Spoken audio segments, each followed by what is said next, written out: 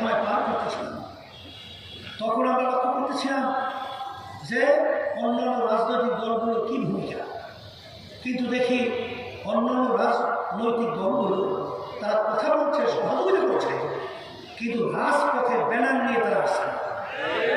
ইসলামী আন্দোলন বাংলাদেশ একমাত্র আমরাই, আল্লাহ রহমতে আপনাদের দোয়া, আমরাও চিন্তা করি নাই যে আমাদের ভবিষ্যৎ কি হবে। আমরা তখন ন্যায়ের পক্ষে, খুনের বিরুদ্ধে, অন্যায়ের প্রতিবাদে জানের ঝুঁকি নিয়ে রাজপথে স্লোগান তুলেছিলাম। খুনিয়া পালাতে বাংলার জমিন থেকে বাধ্য হয়েছে।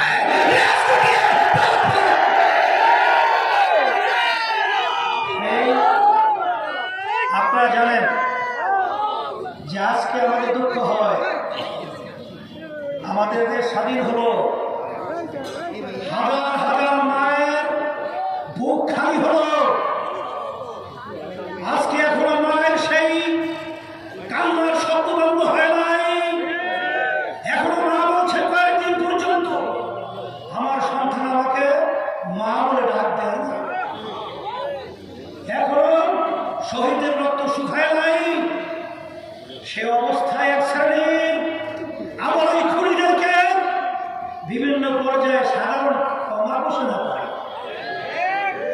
এক শ্রেণীর তাদেরকে রাজনীতিতে আবার আসা, রাস্তা তৈরি করা, বিভিন্ন নীল নকশা নিয়ে কাজ করতেছে।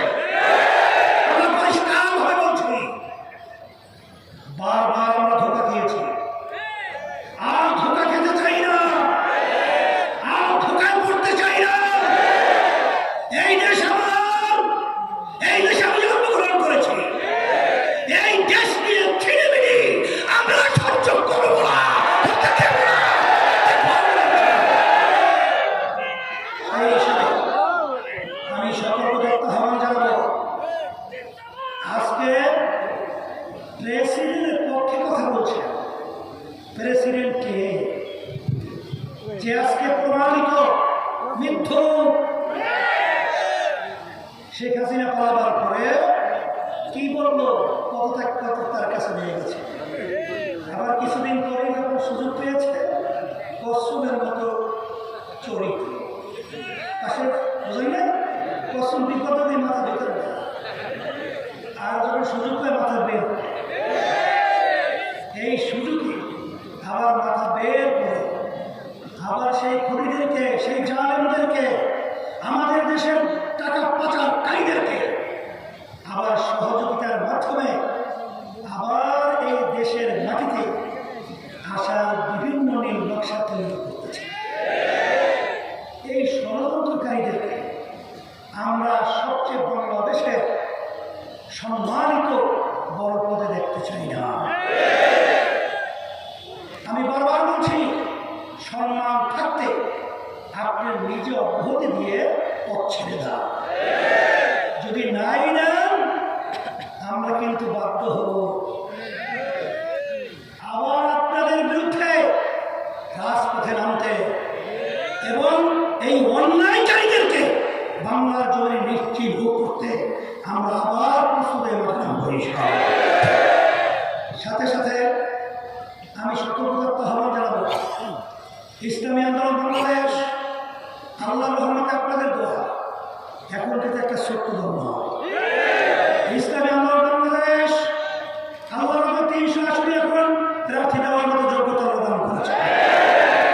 ইসলামী আন্দোলন বাংলাদেশ যখন এই দেশের বিরুদ্ধে, জল ইসলামের বিরুদ্ধে, মানবতার বিরুদ্ধে কোন ষড়যন্ত্রকারীরা যখন কোন ষড়যন্ত্র করে, ওদের দাঁত ভাঙ্গা জবাব দেওয়ার জন্য ইসলামী আন্দোলন বাংলাদেশ যখন রাজপথে আসে, আল্লাহর রহমতে ওরা দেশ লুটিয়ে পালাতে বাধ্য হয়।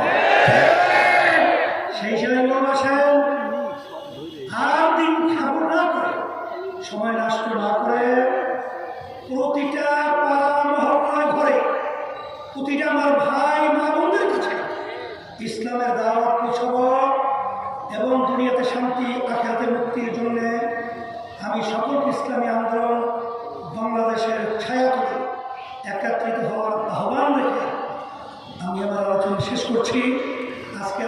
সুন্দর এই পরিবেশে আপনারা যে পড়াশোনা আয়োজন করেছেন সকলকে ধন্যবাদ জানাই, সাংবাদিক ভাইদেরকে ধন্যবাদ জানাই এবং প্রশাসন ভাইদেরকে ধন্যবাদ জানিয়ে আমি এবার আলোচনা শেষ করছি। আল্লাহুম্মা আমিন। রব্বানা আতিনা ফিদ দুনিয়া হাসানাহ ওয়া ফিল আখিরাতি হাসানাহ ওয়া কিনা আযাবান নার বিরহমাতিকা।